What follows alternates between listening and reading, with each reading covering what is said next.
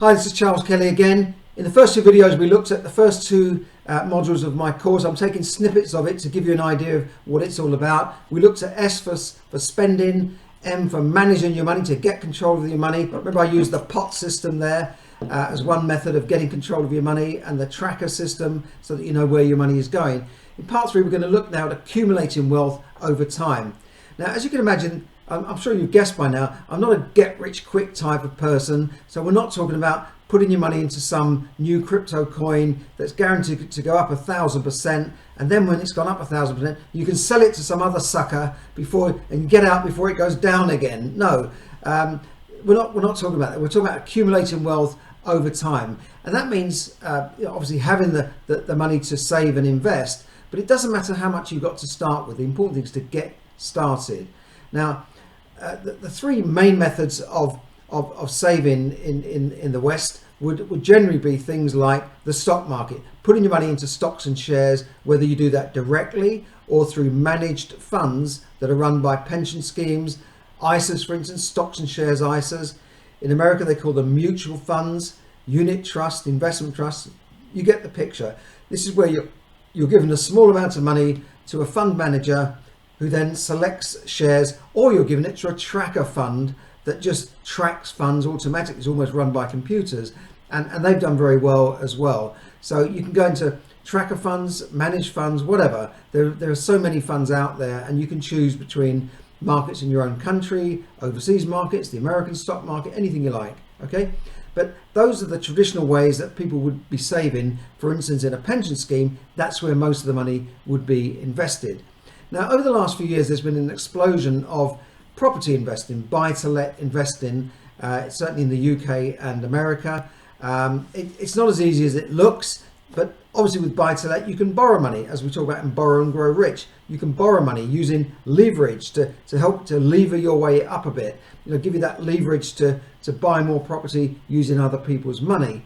But that's another way where people have accumulated wealth, but it's not really passive, and it takes a bit of work, right? So the other way other main method that people would use for investing is things like commodities. They would invest their money into precious metals like gold and silver, maybe investing in the commodity market, maybe investing in, say, oil or this sort of thing. But these are a little bit more specialized, and yes, it's good to have a bit of gold put aside as a hedge against inflation, as a hedge against all sorts of things, but I wouldn't put all of your money into these areas, and it takes a little bit of expertise to know how to buy and when to buy. I talk more about this in the course, by the way. So when it comes down to it, there are lots of other ways of investing. People buy art, they buy precious watches, they buy vintage cars and antiques and all sorts of things, but you need a bit of expertise to buy this. You wouldn't just go down an auction and buy a painting, but again, there are funds that invest in these sorts of things as well, if that's of interest to you.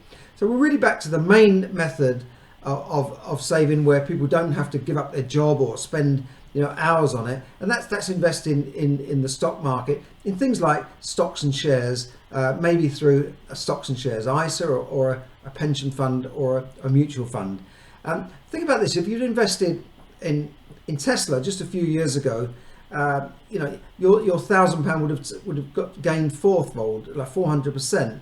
Now, Tesla's just one share. I'm not saying go out and buy Tesla now, but who is the next Tesla? And you can have some fun with this. You can start thinking, well, which companies are likely to be the next Tesla? Which companies are likely to have the most innovation?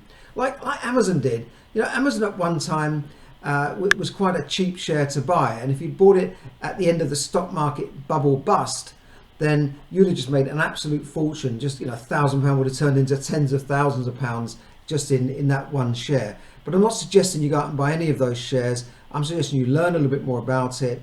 And just for the moment, think about where you can make those savings so that you can start investing to accumulate wealth. The other thing to remember is that you're looking at long term here. Wealthy people take the long-term perspective. Successful people take the long-term perspective.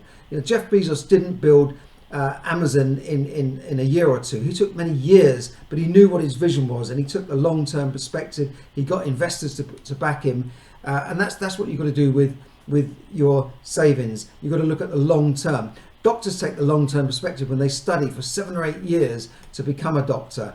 But once they're there, they know that their income is set for life. So take the long-term perspective. Don't be like these, I want it now, I want it now, I don't care about the future, I want to live for today, let's live, and just spend. Don't worry about anything else in the future. Okay, so that's all for now. In my course, I go through more about property investing and investing in your own house, but also investing in buy-to-let. But for now, that's all I'll cover on this short clip of the SMART course, SMART. So I'll be back again in the next video to talk about reviewing and then tracking in the last video. I'll see you then.